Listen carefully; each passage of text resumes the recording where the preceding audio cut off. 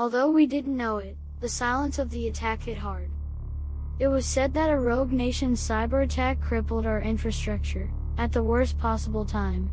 In the dead of winter. My family had the unimaginable task of trying to survive the next 90 days through silence, tactics, and willpower. The spring forced us to abandon the only home we knew, and to try to adapt to the harshness of a new reality. When the grid went down, it wasn't fire or explosions, it was just quiet.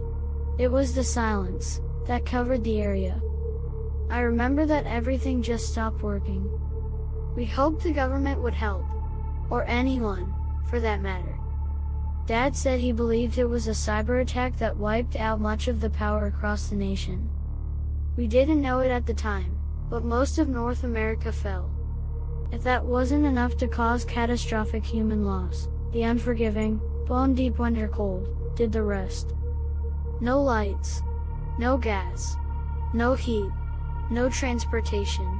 All radios went static. Bitter cold was all that remained. Days turned into weeks. There was no information. We eventually came to the realization. No one was coming. I'm Alex. And this is my story of desperation, and how my family survived, in the dead of winter, just on the rural edges of the Rocky Mountains. I'll tell you our ordeal and how we managed to escape the hunger, cold, and the mobs that eventually scavenged our area. My dad is Matt, and my mom is Lisa. This is us, a few years earlier. My older brother is Blake, and I have a little sister, Eden. At the time, I was 11, Blake was 14, and Eden was just 8. Thankfully my dad was a well-trained, armed forces combat veteran, and my mom was an ER trauma nurse. Because of their experience, we had survival preps, a wood fireplace, some propane, and some backup food. I sure am glad they planned ahead. But we weren't really ready for what was coming. Here's what we did. You might want to think about this scenario, so you can survive a similar event. The next time could be global. Dad had always said, plan, prepare, and practice for a survival scenario where all modern conveniences are gone. A collapse will affect everyone. Thinking back, he and Mom would say quite often. As kids, we didn't really understand it, but it was something that always stuck with us. I don't think we really believed it would happen. But now, we're glad we stockpiled for, at least, the short term. Our pantry had canned food, rice, beans, water, blankets, and other survival gear. Looking back on my story, I'll share with you some simple ideas and tips from our experience. I hope it will help you, but leave your feedback in the comments section. What do you think you would have done given the situation? I'd like to know what others would have done. Survival planning is a continuous job and needs change. Thanks for listening to my story. I hope it will help you in your planning efforts. Survival tip number 1. If the grid fails in winter, heat is survival. Have fuel for heating. Insulate windows. Close off rooms. Use thermal curtains and sleeping bags. Never sleep alone. As you listen, put yourself in my situation. How would have you handled it? The first night was manageable, but the second was brutal. After a few days, the water lines were frozen since there was not enough heat for the house. We had food, in the short term, but we knew, after a few more weeks, it would be time to find more. We could see in the distance that neighbors had already started burning furniture, or whatever they could find. We hoped they had enough food. Mom and Dad made some simple rules: no lights, no noise, and no fire smoke during the day. While we had good neighbors, we knew outsiders would come. Because when people are freezing and hungry, desperation drives people to do desperate things. Looking back, I wonder if we should have left home earlier or tried to wait it out. Should we have set out to look for help? Tell me in the comments. Another tactic used was that Mom and Dad created the rules of silence. We had to create a silent zone. No speaking loudly. Only whispering and hand signals. We had to stay as quiet as we could. We couldn't risk drawing attention for a break-in, or a fight. Survival tip number 2. Sound travels farther in cold air, especially at night. Use padding for your shoes. Use cloth to muffle cabinet doors. No metal on metal noise. To find creaking in the floor, Dad walked barefoot, and then added padding for the worst creaks. We practiced silent hand gestures. We made signs for danger, safe, stop, and go. We practiced using mirrors to see around corners. Blankets and towels were used in door cracks, and on windows, to mask heat escape. Staying alive meant pretending no one was alive inside. How long could your family stay quiet? Anything you'd do differently. Our fortification and defense. The silence kept us safe, for a while. As time went on, we saw desperate people begin moving, seeking, and searching, for whatever supplies they could find. Survival tip number 3. Defense is a mindset to reduce the possibility of an attack. Layer it with other defensive strategies. Outside your home, create obstacles and alarms. And inside, create barriers and fallback positions. Find, and give yourself several exit routes. And it's okay if some traps are visible. This can be a warning, or deterrent. Blake and I set several tripwires, with cans and strings. We also rigged solar motion lights as an early warning sign. Dad just didn't want to risk having to fight. Neighboring support was too far away. He wanted intruders to think twice, and that our home wasn't worth the risk. He made the house look dangerous and uninviting, even a little unpredictable. And it worked, for a while. Are there other things you would do differently to protect your home? Tell me what other tactical strategies we could have used in the comments below. We eventually had to make the first run for supplies. So we geared up. 30 days in, and our food stocks were running low. Dad did the only thing he could at the time. He took me and Blake, armed us with rifles, some rations, and we went on our first supply run. Survival tip number 4. In a grid down winter, travel is high risk, especially in the cities. During the day, stay out of sight. If outside to get supplies, use back roads and other cover for movement. Avoid icy roads and travel under the cover of forests and woodlines. In the city, move quietly through alleys, behind walls, or get underground. Sleds are good for moving supplies, but can be noisy. Take caution. And keep moving, never setting in one place too long.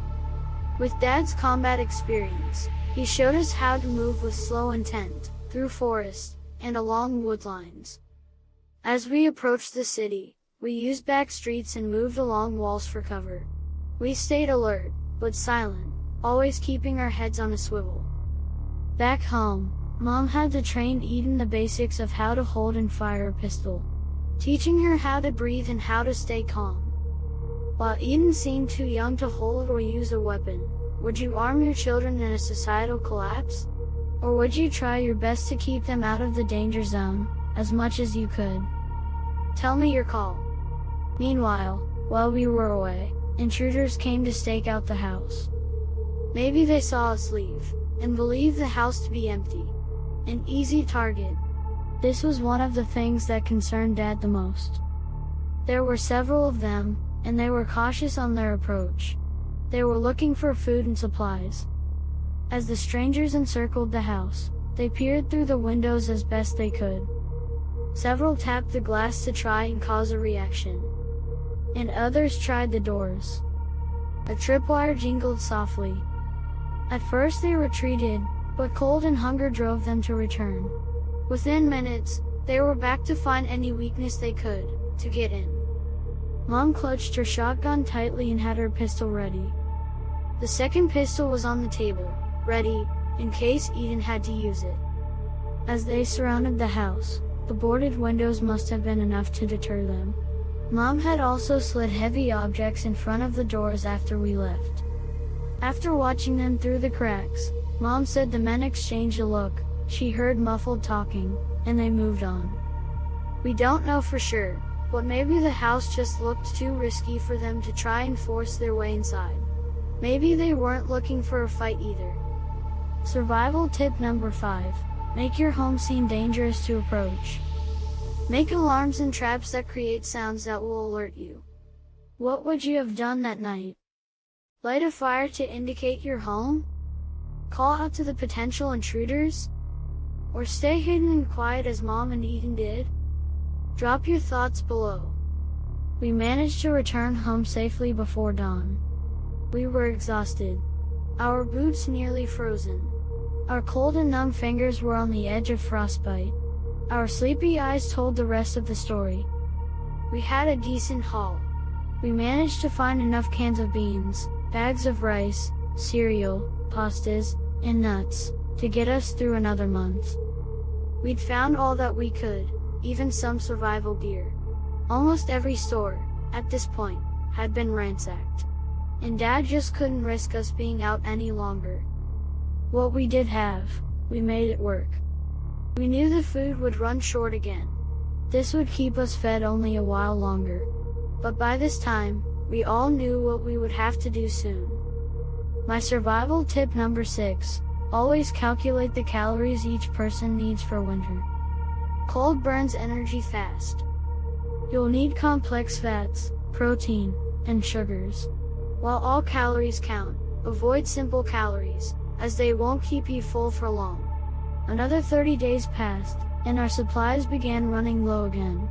Concerns started setting in. Mom and Dad went to the center of the house to quietly talk, and to discuss what our next move would be. After a few minutes, me and my siblings found them quietly praying together.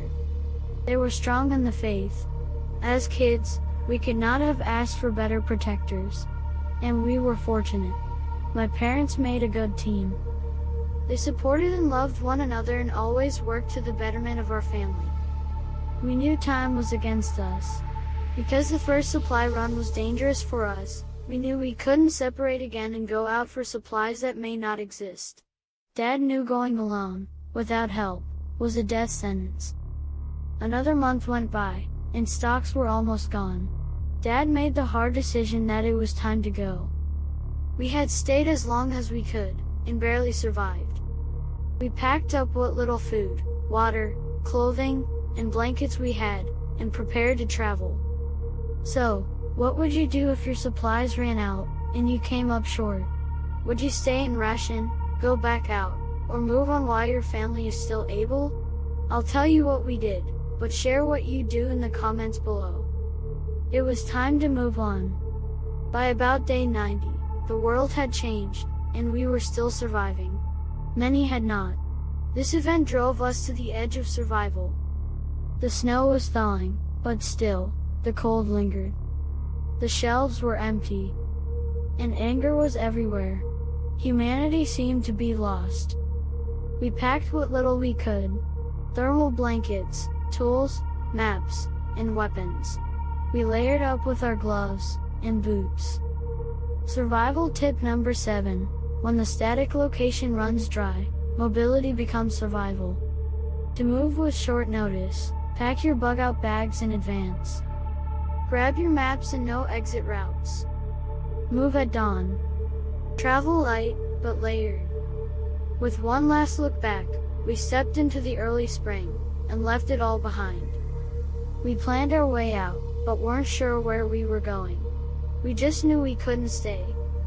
Would you leave your home after 90 days, or risk staying longer? Share your ideas in the comments. Grid down, day 90. Still alive. Still together. This wasn't just a story. It's a warning. A plan. A test. Because next time, it might not be just a story. Would your family survive? Before the lights go out. Before the silence sets in. You need more than ideas. At the least, start working on a written plan. Here's how our family survived 90 days in the dead of winter. Heat source. Wood stove. Fireplace. Propane heater, with ventilation for heat and cooking. If you can't stay warm, you won't stay alive. Insulation is a necessity. Have blankets and layers of clothing. Turn one room into your heat zone, and seal the rest. Have food sources. Gather canned goods. Freeze-dried meals. Have peanut butter and other high-calorie foods to keep energy up. Stock for at least 90 days, and assume no one will resupply you. Have 1 gallon of water per person per day. Make sure you have a safe supply, or you can filter it. Store what you can. Do not trust water from the tap. Have basic tools on hand.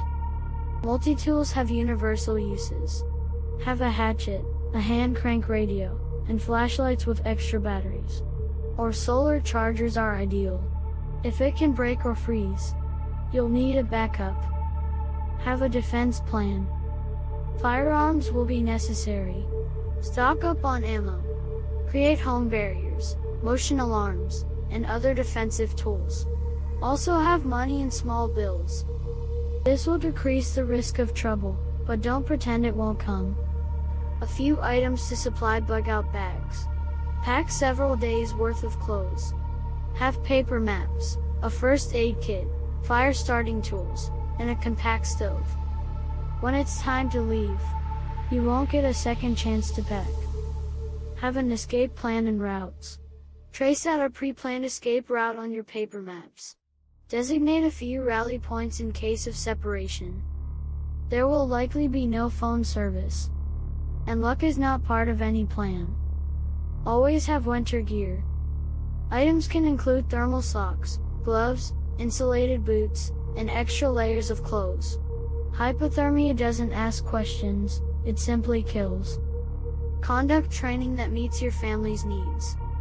Practice firearm safety, first aid, hand signals, and cold weather hygiene. In the end, survival is a skill and not a product. Having these skills are a survival blueprint. And one day, you might need it. This is my story. We survived, but sadly, a majority of our continent did not. If you enjoyed this content, and it got you to thinking about possible real-world scenarios, like, comment, and subscribe for more content like this. Provide some items you'd want in a survival checklist in the comments below, because we can all learn from each other.